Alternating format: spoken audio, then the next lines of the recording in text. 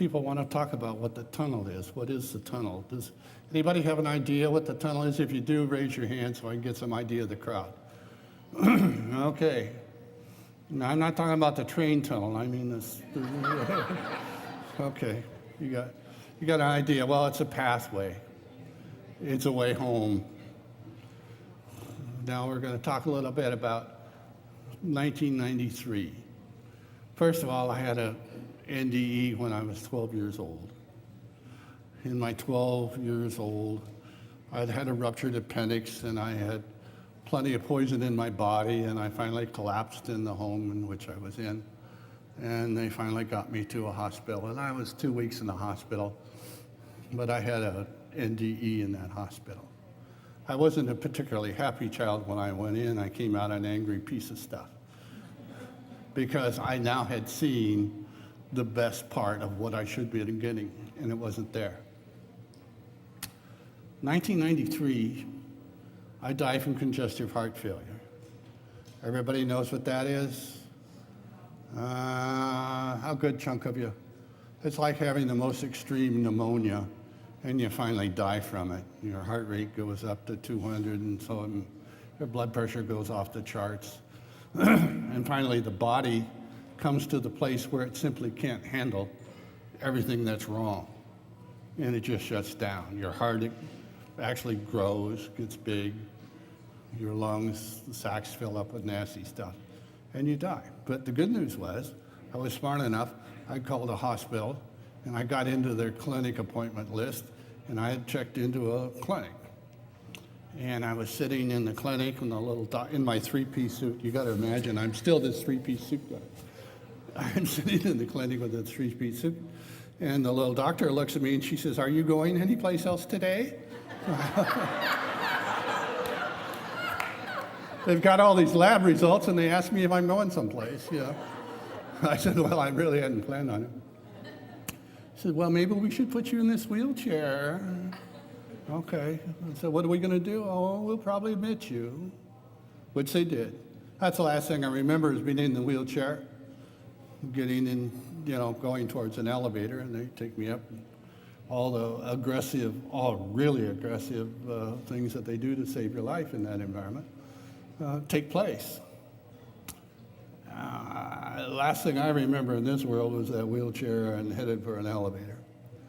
Next thing I know, I'm sitting there and I'm cruising along. And this is kind of interesting. It's not real cognitive, there's no real brilliance going on. But it's going on. And we're starting to see color. I hadn't really connected yet that I was dead, dying, or that, because my rules were real simple. You make it to the hospital, you're safe. Nothing's going to happen to you. Yeah, well, don't buy anything from the guy that sells that, I'll tell you. The greater probability is you're going to die quicker there.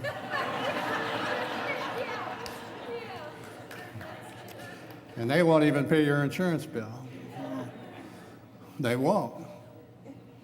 The last time I ran up an $88,000 bill in 6 days, and I had to argue with them over a $14 cab ride home. No kidding.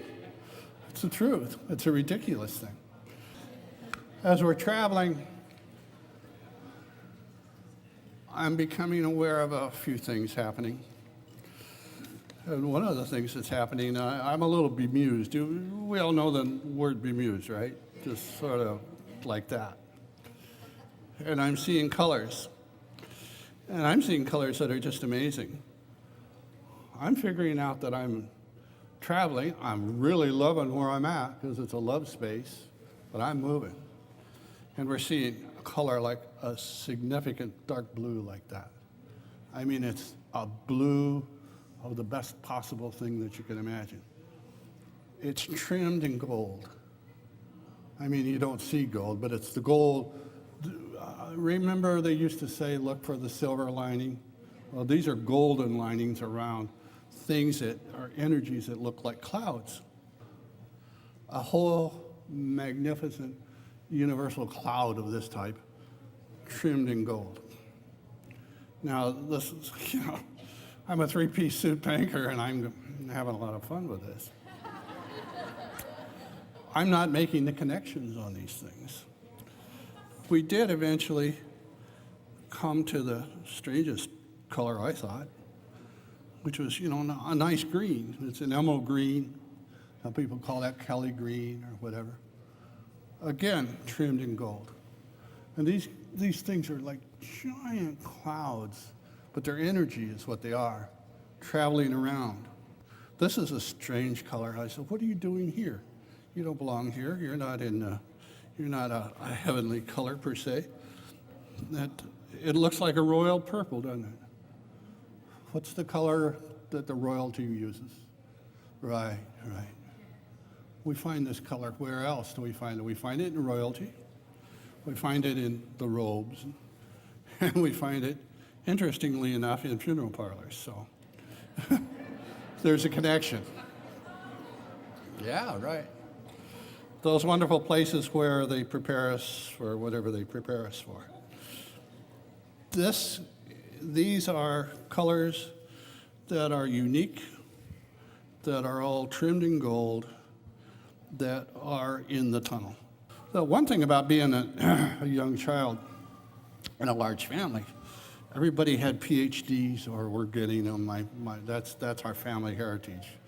My grandfather, my great uncle, and all those people all had double PhDs and things, and yada, yada, yada, and my dad and everybody. And so we had all kinds of stuff around all the time, and there was a lot of books for little Gordy to read. Yeah. And one of those books I found was a color therapy book from the 1940s. It actually was valid in the 1940s. So we're in the tunnel. We've got these colors, okay? Everybody got the picture? And as we're traveling through, that's me. I speak in plural. If I do, don't let it confuse you. That's me and the Holy Spirit. And I talk that way, 80, 90% of the time. So when I say we, that's myself and the Holy Spirit. Okay? Yay.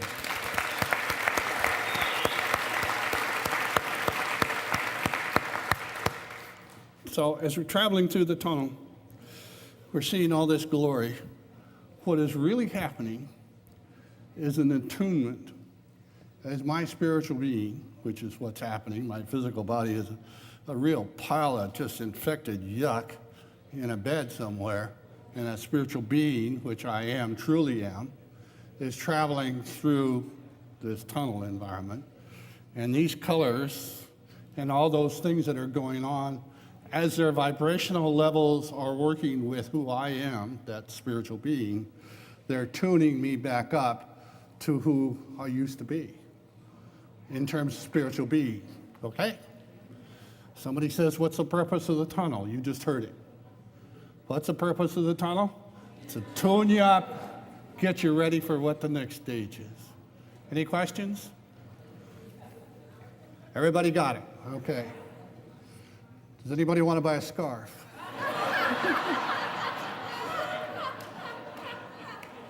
All right. Rick in the back of the room will take your orders. So that's what the tunnel's about. People say, what's a tunnel about? That's what the tunnel's about. It's not always a tunnel. Sometimes they're flat planes, we will call them, like a whole bunch of clouds kind of stacked. It's the same thing. It's all the same thing. And attuning you to the old you. It's like going through the washing machine, if you want to put it crudely, and getting back to whom you started out as. Not who you started out to be, but who you started out as. And who did you start out as was a divinely spiritual, unique, spiritual being, divine by God, loved by everybody, born through the mother's womb into this material world.